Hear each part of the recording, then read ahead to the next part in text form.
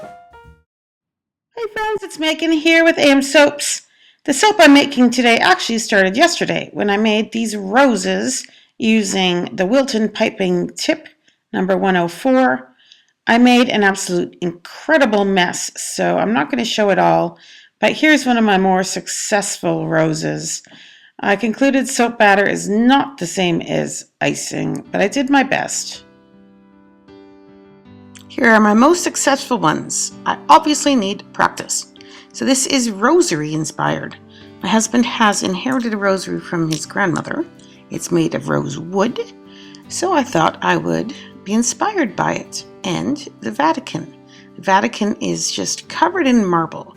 So I want this soap to look like marble throughout and then have roses on top. I'm making the marble look by making veins with these micas.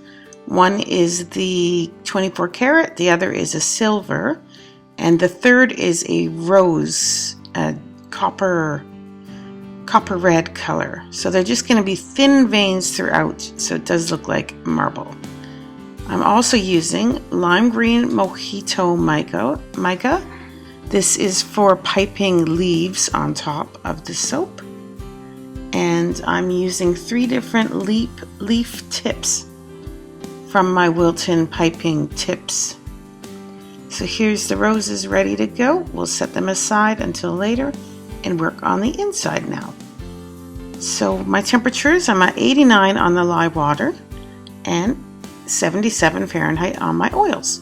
So I like those temperatures. I like to be around 80 and 90, in that range. So that's good. Just a touch above room temperature. So I'm just going to add my lye water and whisk it up with my stick blender. You'll see lately I'm holding my stick blender there. It has a crack and it has come off before, so I'm probably in the summer I'll go get a new one, but the only flaw with it is that crack. It still works very well, so I'll see. Maybe I'll keep using it as long as I feel is practical. So I want this quite thick because I'm making the mica veins and I want it to stand up instead of the mica mixing when I sprinkle it on top. The fragrance is a blend that I made with some woodsy fragrances and a lot of rose petal fragrance. So rose petal seizes, it sets up very quickly, that fragrance. So I'm going to make this soap in 4 different parts, only adding the fragrance right before I pour. And I'm adding the veins, the mica veins, just by tapping on a spoon there. And then I'm going to blow. So I'm going to tap a little bit out and then blow to disperse it over the entire surface. This mica vein process was messy. So I just repeat again and again. There I added a little touch with no fragrance. I just wanted to get into all the cracks, because I made that previous layer bumpy, like marble would be, not like straight. It was curved. That's a better word. So I wanted to make sure I didn't have air pockets, so I poured some just in that section that didn't have any fragrance. Now I believe I'm going to use the gold next. First one was that red, deep red copper shimmer mica. Next is gold. And I'm going to do straight line here. Marble has all kinds of different veins in it. So that's what I'm trying to simulate. So blow on it to disperse it. And now I'm going to add another portion with the fragrance.